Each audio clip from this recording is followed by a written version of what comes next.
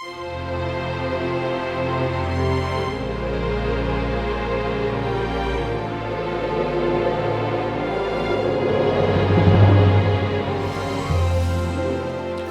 nombre del Padre, del Hijo y del Espíritu Santo. Amén. Queridos hermanos, continuamos nuestra meditación sobre las verdades de la fe, sobre la vida espiritual.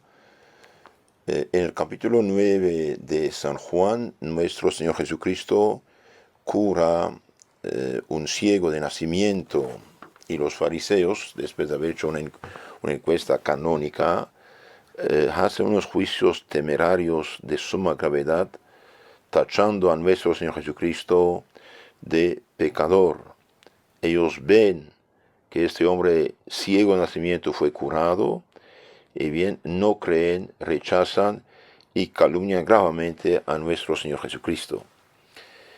Pidamos a Dios que nos libre de esta ceguera espiritual. Y en la meditación de hoy quiero explicarles un poco este tema de la ceguera espiritual, que es sumamente grave. Considera, hermano mío, que entre todas las enfermedades del alma no hay ninguna más mortífera ni que se pueda curar menos que la ceguera. Entonces, de todos los pecados, de todas las enfermedades del alma, la más mortífera es la ceguera espiritual. Querer hacerse ciego voluntariamente, rechazar la verdad conocida, y no se puede curar. Como se dice, no hay nadie tan sordo que el que no quiere oír. El peor de los sordos es el que no quiere oír. Como no ve el peligro, como cuando uno está ciego espiritualmente, como uno no ve el peligro, no busca el remedio. ¿Y a cuántas caídas no está expuesto un ciego? ¿A cuántos pasos en falso, andando durante esta vida por un camino pedregoso, lleno de precipicios? ¿Se puede caminar mucho tiempo sin caer en alguno de esos precipicios siendo ciego? La ceguera espiritual abraza la ceguera del corazón y la del entendimiento. Entonces uno puede ser ciego en su inteligencia o en su voluntad. El desarreglo del corazón es el que principia esta enfermedad, que se comunica muy pronto al entendimiento. Debe juzgarse de la ceguera del alma del mismo modo que de la ceguera del cuerpo. La causa es semejante. Deben ser semejantes los síntomas, iguales los efectos. Entonces, como un ciego corporal de los ojos está en muchos peligros, así está el ciego del alma. Una abundancia de humores acres y malignos debilitan el órgano de la vista y concluyen por extinguirla. Los dolores cesan con la vista. No se siente nada, pero tampoco ya se ve. Entonces, cuando se hace ciego, ya no, antes hay muchos dolores, después no siente nada. Sí, pero está ya muerta la vista. Así pasa con el alma. La corrupción del corazón causa muy pronto neblinas espesas y malignas que debilitan y oscurecen los ojos del alma. Entonces, mientras más uno peca, más se hace ciego. Al principio molestan los remordimientos vivos de una conciencia justamente alarmada, pero al fin su estímulo se embota por la continuación del desarreglo. Entonces la razón se ofusca, se hace ciega. El alma no siente a dolores, la fe no obra, sus ojos se extinguen, llega a quedarse ciega, o a lo menos las tinieblas espesas que causan las pasiones la impiden de ver la luz, y en medio de estas densas tinieblas el alma se amodorra, se duerme, queda paralizada. Por más que se advierta, que se clame, que se haga un gran ruido, el alma está en una especie de letargo espiritual. Es grave esto. Por más que se advierta, por más que uno clame, advierta, haga ruido con alguien, el alma está en una especie de letargo espiritual. No hacen caso, no escuchan. ¿Por qué? Porque están en letargo espiritual. La sordera acompaña a la ceguera, aunque los truenos crujan, aunque caiga el rayo a los pies, como no percibe los relámpagos, aun cuando oiga algún tanto el ruido, siempre cree que el trueno suena distante de ella. De aquí procede una insensibilidad funesta que se convierte muy pronto en un terrible endurecimiento. Entonces, las verdades más espantosas de religión, las amenazas más terribles, los más horribles accidentes no mueven. Qué estado, buen Dios, más funesto y qué esperanza queda de conversión. Entonces, queridos hermanos, mientras más una persona peca, más se hace ciega y sorda. De ahí la importancia de rezar por los pecadores. De ahí la importancia de educar bien los hijos, de no dejarlos crecer torcidos, no mimarlos, es decir, no consentir en sus caprichos, corregirlos. Cuando uno ve a un niño es enojón, corregirlo, es egoísta, corregirlo, es avaro, corregirlo, es envidioso, corregirlo, es flojo, corregirlo. Porque los 7 pecados capitales llevan a todos los demás pecados. Segundo punto, continuemos esta meditación sobre la ceguera espiritual. Considera que hay 2 géneros de ceguera espiritual. La una que es pecado y la otra es el efecto y el castigo del pecado. La primera es una rebelión, una resistencia actual a las ilustraciones saludables y a las piadosas mociones de la gracia, cuando el pecador cierra voluntariamente los ojos a esta luz viva y endurece su corazón contra sus más fuertes impresiones. Entonces, cuando uno resiste deliberadamente a las luces que Dios nos da mediante iluminación de la mente, mediante una lectura, mediante un sermón, mediante un consejo, mediante una corrección, y bien, cuando uno voluntariamente cierra la mente, el oído a estos consejos, y bien, va a caer en segundo como efecto, segunda ceguera. La segunda ceguera es el hábito contraído por esta resistencia frecuente, y este es propiamente un estado de ceguera a que el pecador sea reducido por su obstinación criminal. A fuerza de cerrar los ojos a las luces de la gracia, permite Dios que queden, por decirlo así, cerrados. ¿Qué estado, Señor, ni más desgraciado ni más espantoso? Se desespera de un enfermo cuando se le ve caído en un letargo que le priva de todos los sentidos. Quedará mucha esperanza de salud en un pecador sepultado, una ceguera que le hace insensible. Todo pecador es ciego, notemos esto, todo pecador es ciego, porque al fin, si viese la justicia, la santidad del mandamiento que se viola, la majestad, la bondad de Dios a quien se ofende, el rigor del castigo que se merece, la desgracia en que se precipita y la enormidad del crimen que se comete, ciertamente no habría pecador alguno. Pero la pasión ciega y sacrifica su deber, su reposo, sus propios intereses, su salvación misma a su pasión. Mientras más uno peca, más se hace ciego. Y es dogma de fe católica que toda persona en pecado mortal está suspendida al borde del infierno. La sola solución es una buena confesión, clamar al cielo con la oración, penitencia, obra de caridad, limosnas, asistir a misa. Si asistir a misa, queridos hermanos, si uno de nosotros estamos en esta situación, ir a misa en silencio, Señor, aquí estoy, misericordia te pido, abra mis ojos, toque mi corazón. Entonces el ciego está en grande peligro. El ciego está al borde del infierno, al borde de un volcán de fuego activo, y no se da cuenta. Pero a lo menos esta ceguera común a todos los pecadores no es más que accidental, pasa. Pero cuando uno es ciego por elección y de propósito deliberado, cuando se cierran los ojos a la luz de la gracia, y por fin cuando en castigo de la malicia tan marcada deja Dios al alma en esta horrorosa ceguedad que ella misma se ha atraído. ¿Quién la impedirá que caiga en el precipicio? Mire, por ejemplo, Lutero, a pesar de haber recibido luces de Dios, Lutero mismo en una carta dice: ¿quién soy yo para ponerme contra el Papa, todos los obispos del mundo, todos los sacerdotes, todos mis confrades, todos los religiosos, todos los cristianos? ¿Quién soy de ponerme en contra de 16 siglos de fe cristiana? ¿Quién soy? ¿Acaso no estoy equivocado? No, no, no. No dice, esto es una tentación del diablo. No, era luz del Espíritu Santo, y el diablo dijo que la luz era tentación.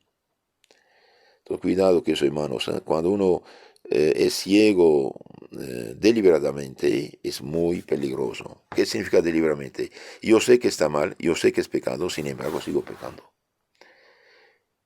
Extrañaremos después de esto que aquellas terribles verdades que han hecho tantos penitentes ilustres en todos los estados, aquellas verdades que han convertido los más insignes pecadores y las naciones más bárbaras, que aquellas gracias tan poderosas que han hecho tantos millones de mártires, no muevan ya al pecador que ha caído en ceguera tan profunda, deliberadamente. ¿A cuántos de esos ciegos desgraciados se les ha visto morir en una insensibilidad asombrosa? Ah, Señor, que vengan sobre mí todas las desdichas de la vida antes que esta ceguera. Así que, hermanos, no hay desdicha más grande que la ceguera voluntaria, la ceguedad voluntaria. Señor, castigadme de todos modos, con tal que no tenga la desgracia de vivir y de morir ciego espiritualmente hablando. Nada os ha costado el dar la vista a aquel ciego del Evangelio, que había nacido ciego. Curad por vuestra misericordia mi ceguera y la ceguera de todos los hombres, de todos los pobres pecadores, de todos los dirigentes, sobre todo de los que piensan saber y no saben, de los profesores, de los periodistas, de los dirigentes, de los teólogos herejes que enseñan herejías en nombre de la Iglesia y hacen pasar sus herejías como si fueran doctrina católica. Esto lo dijo el Papa Juan Pablo II en 1981. Se han sembrado verdaderas y propias herejías en el campo dogmático y moral, y se ha manipulado la liturgia, y esta gente piensa ser los benefactores de la humanidad con sus teorías falsas. ¿Por qué? Porque son ciegos. Por eso, queridos hermanos, apegarnos a lo católico de siempre, a lo católico de la sana doctrina, a la enseñanza de los santos de todos los siglos, y no modas teológicas que van a terminar en la basura de la historia. Señor, no permitáis que yo cierre jamás los ojos a las luces de vuestra gracia. San Lucas 18. Humillad, Señor, mis ojos, libradme para siempre de esta ceguera mortal. Salmo 12. Propósito. Puesto que no hay mayor desgracia que esta vida, que la ceguera espiritual, entonces no hay mayor desgracia en esta vida que la ceguera espiritual, no temamos nada tanto como esta desgracia. Por más incurable que sea en sí, no lo es tan respecto al médico divino de nuestra alma. Pero es preciso que el alma quiera curar. El Salvador no ignoraba que el ciego que clama con tanta vehemencia a su paso por el camino de Jericó pedía que le volviese la vista. Sin embargo, no quiso dársela hasta después que le hubo dicho: Señor, que yo vea. Cristo le pregunta: ¿qué quieres? Señor, que yo vea. Claro, nuestro Señor quería curarlo, pero quiere también que le digamos: Señor, que yo vea.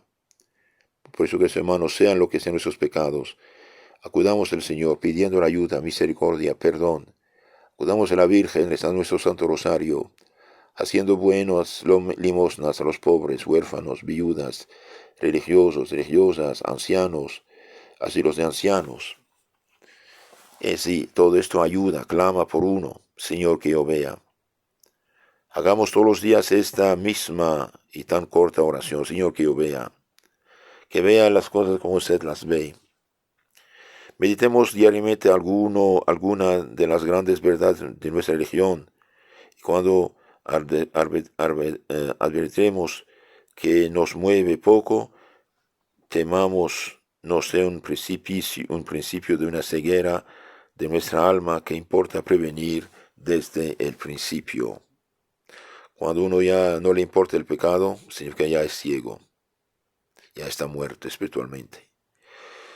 Consideremos cuál es el caso que hagamos de las prácticas más ordinarias de la piedad. La ceguera espiritual nace muchas veces de los descuidos ligeros sobre los más pequeños deberes. La ceguera espiritual nace muchas veces de los descuidos ligeros sobre los más pequeños deberes. Todo se debe temer en materia de salvación cuando se hace poco caso de las cosas pequeñas. De hecho, Cristo lo dijo, el que es infiel a las pequeñas, él también será infiel a las grandes. Un mal de ojos parece ordinariamente que no es gran cosa, mas si continúa a pesar de los remedios, corre mucho riesgo de perder la vista. La negligencia de los deberes pequeños parece de poca consideración, pero si después de tantos medios saludables sin fruto alguno, si continúa la negligencia y la tibieza, si violáis vuestras reglas, vuestras prácticas de piedad sin remordimiento, si no reparáis las consecuencias que pueden seguirse de esas frecuentes infidelidades en el servicio de Dios, si no os sentís movidos de las pequeñas faltas que son ordinarias en vosotros, si después de tantas confesiones, comuniones, meditaciones, sin enmienda y sin fruto estáis tranquilos, temed caer en esta ceguera. Entonces, queridos hermanos, pidamos al Señor misericordia, que nos libre del más grande de los peligros. No hay enfermedad espiritual del alma más mortífera y más peligrosa que la ceguera espiritual, la ceguera voluntaria. En los fariseos esto llegó a ser tan grande que hicieron matar sin escrúpulo y sin remordimiento al Hijo de Dios. En este caso ya llegaron a los pecados contra el Espíritu Santo, que son 6. Estos pecados son, es una paréntesis que añado aquí, los 6 pecados contra el Espíritu Santo son la desesperación de la misericordia divina. Esto es, el demonio, después de impulsar mucho al pecado, después dice, no hay misericordia para ti. Es falso. La temeraria presunción de salvarse sin enmendar la vida. La temeraria presunción de salvarse sin enmendar la vida. La impugnación de la verdad conocida, rechazar la verdad conocida y luchar contra ella. La envidia o pesar de la gracia ajena. El endurecimiento que se obstina en el pecado. La impenitencia que no quiere pedir perdón ni apartarse del mal.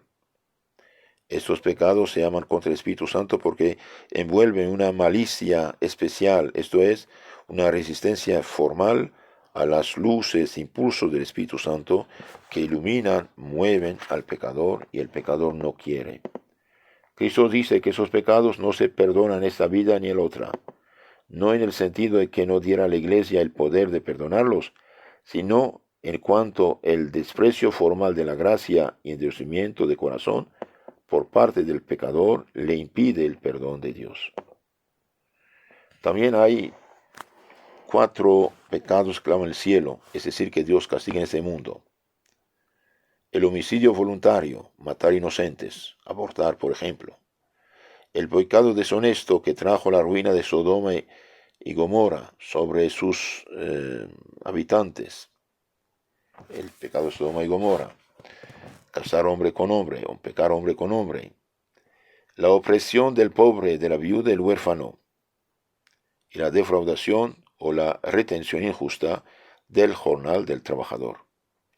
En la Sagrada Escritura se dice que estos pecados claman venganza al cielo a causa de su especial deformidad venganza que Dios muchas veces ejecuta en esta vida. Queridos hermanos, espero que nadie de nosotros está en estos pecados, ¿no? Entonces, sean lo que sean nuestros pecados, con tal que pidamos al Señor, que recemos, que nos acercamos a Él, hay perdón. Aprovechemos de esta cuaresma para hacer una buena confesión de todos nuestros pecados, para libertarnos de ellos, vestirnos de la ropa nupcial, es decir, de la gracia divina, y ser hijos de Dios. En nombre del Padre, del Hijo, del Espíritu Santo. Amén. Si quieren conocer más y mejor su fe católica, suscríbanse por favor a nuestros canales en Telegram y YouTube, Catecismo Católico Tradicional, y también FSPX Costa Rica en YouTube, donde tenemos mucho material acerca de muchos temas. Y no olvidemos que el grado supremo de la caridad cristiana es preocuparse de la salvación del prójimo. Por lo tanto, tratemos de ayudar al prójimo reenviándoles estas charlas y diciendo que los escuchas, que lo envíen a otros para que se salven.